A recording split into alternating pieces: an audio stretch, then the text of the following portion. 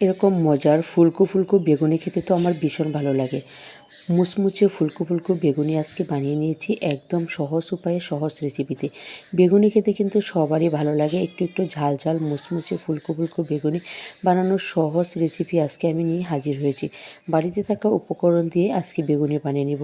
বেগুনগুলা পাতলা করে ফালি ফালি করে কেটে নিয়েছি। তার মধ্যে একটু লবণ আর হালকা একটু মরিচের গুঁড়া দিয়ে বেগুনটাকে খুব ভালো করে একটু মাখিয়ে নেব। আমি যে বেগুনি তৈরি করছি, যে পদ্ধতিতে আপনি এভাবে বেগুনি তৈরি করলে অনেক মজার হবে এবং ভিতরে যে বেগুনটা একদম ভালো করে সিদ্ধ হয়ে যাবে, খেতে অনেক বেশি মজা হবে।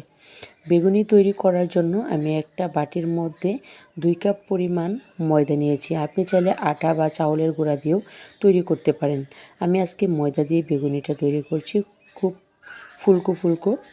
আর এখানে দিয়ে দিচ্ছি 1.5 চামচ পরিমাণ বেসন। আপনি আমার এই পদ্ধতিটা ফলো করে খুব সহজেই কিন্তু বেগুনি তৈরি করতে পারবেন। এখানে সব ধরনের মশলাপাতি আমি অ্যাড করে দিলাম। মরিচের গুঁড়া, হলুদের গুঁড়া, স্বাদমতো লবণ, ধনে গুঁড়া, জিরার গুঁড়া সব কিছু দিয়ে খুব ভালো করে আমি এটাকে একটা মাখিয়ে নেব। দিয়ে দিচ্ছি একটু বেকিং পাউডার।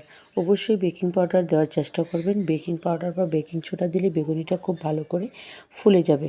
আমি দিয়ে দিচ্ছি পরিমাণ মতো পানি দিয়ে বেগুনের যে ডোটা তৈরি করব তা আস্তে আস্তে করে খুব সুন্দর করে একটা ডো তৈরি করে নেব।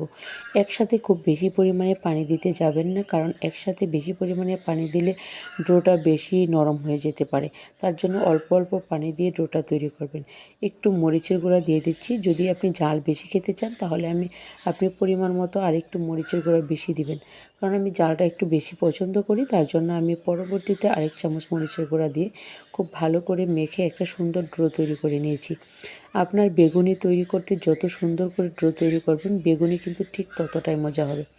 আমি একটা বেগুনের পিস দিয়ে এভাবে আলতো করে 2 সাইডে খুব ভালো করে ওই ডোটা লাগিয়ে নিচ্ছি।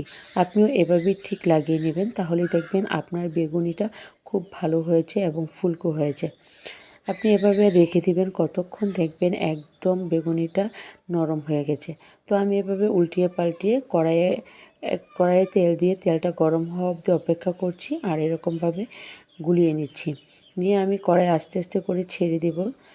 একদম দেখবেন ফুলে ফুলকো ফুলকো হয়ে গেছে বেগুনিটা।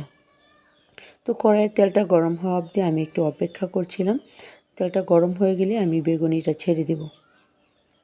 তো এই যে মাখিয়ে রাখা বেগুনিটা আমি দুপাশ একটু উল্টিয়ে পাল্টিয়ে তেলের মধ্যে দিয়ে দিচ্ছি। আপনিও এভাবে খুব সহজেই কিন্তু দিয়ে দিবেন, দেখবেন আপনার বেগুনিটা ফুলে একদম ফুলকো ফুলকো হয়ে গেছে। আমরা কিন্তু বিকালের নাস্তায়, ইফতারিতে, মেহমান আসলে ঝটপট এই বেগুনিটা কিন্তু আমরা তৈরি করে দিতে পারি। ছোট বাচ্চা থেকে বৃদ্ধ সবাই কিন্তু এরকম ফুলকো ফুলকো মজার ঝাল ঝাল বেগুনি খেতে কিন্তু ভীষণ ভালো লাগে। গরম গরম বেগুনি খেতে তো আমার অনেক অনেক বেশি মজা লাগে, অনেক প্রিয় আমার এই বেগুনিটা। তার জন্য আমি বাজার থেকে না কিনে সহজেই বাসায় আমি এরকম মজার মজার বেগুনি তৈরি করতে পারি। আর এই দেখেন আমি উল্টিয়ে দিচ্ছি একটা একটা করে। কড়াই একসাথে বেশি বেগুনি দিতে যাবেন না, কারণ হচ্ছে কম কম বেগুনি দিলে বেশি বেশি করে ফুলকো ফুলকো হবে। একসাথে অনেকগুলা দিলে ফুলকো হবে না, কম ফুলে যাবে। তার জন্য আমি কম কম বেগুনি দিয়েছি।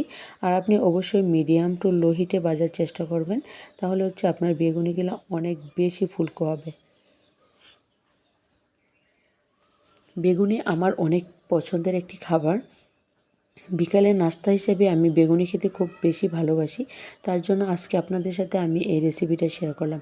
ইফতারিতে তো আমার বেগুনি না হলে চলেই না, কারণ হচ্ছে ইফতারির ফার্স্ট আইটেমই হচ্ছে আমার বেগুনি। আর এই বেগুনি এরকম ফুলকো ফুলকো বেগুনি যদি আপনার ইফতারের আইটেমে থাকে তাহলে কিন্তু আপনার মনটাই ভরে যাবে। এই দেখেন মুচমুচে গরম গরম ফুলকো ফুলকো বেগুনি তৈরি করে নিচ্ছি। আর এরকম মজার মজার বেগুনি তৈরি করতে কিন্তু আমাদের ভীষণ ভালো লাগে। দেখতে যতটা মজাদার, খেতেও ঠিক ততটাই ভালো লাগে। তো আমি আজকে যে বেগুনিটা তৈরি করছি, এই রেসিপিতে যদি আপনি বেগুনি তৈরি করেন দেখবেন আপনার কাছে কিন্তু অনেক বেশি ভালো লাগবে, খেতেও অনেক মজা লাগবে।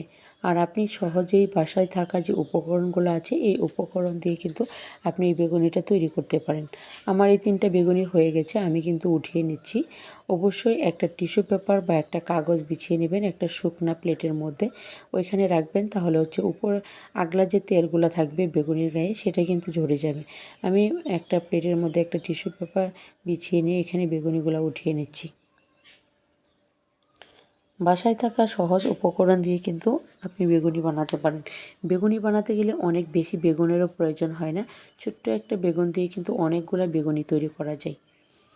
আর পরবর্তীতে আমি আবারও দিয়ে দিচ্ছি, আবারও 3টা বেগুনি দিয়ে দিচ্ছি আপনাকে দেখানোর জন্য যে দেখেন বেগুনি গুলা তেলের মধ্যে দিতেই কিন্তু ফুলকো ফুলকো হয়ে যাচ্ছে।